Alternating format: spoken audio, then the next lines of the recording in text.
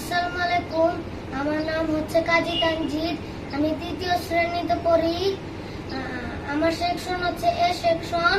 আমার স্কুলের নাম হচ্ছে Adamjee cantonment public school and college.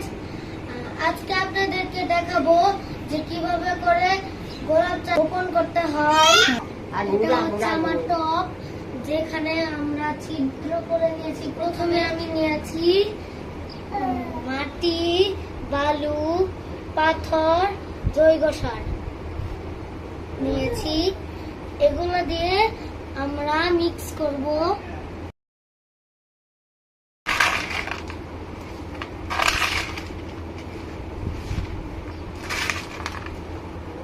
Mix করা হয়ে গেছে। এখন আমরা এই তিনটা পাথর দিয়ে টবের ছিদ্র আটকাবো।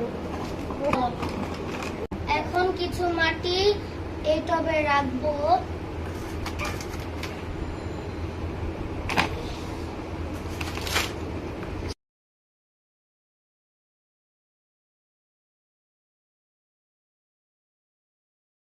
কিছু মাটি টবে লাগানো হয়েছে। এখন আমি গোলাপ চারা গাছটাকে লাগাবো। এটা হচ্ছে আমার গোলাপ চারা গাছ। এখন আমি টবের মধ্যে বপন করে দিব।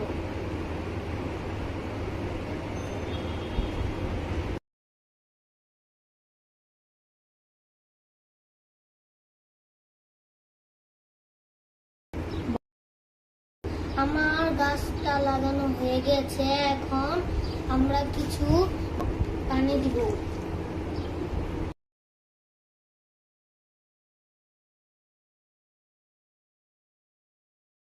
আমার গাছ লাগানো হয়ে গেছে। সবাই ভালো থাকবেন। আসসালামু আলাইকুম।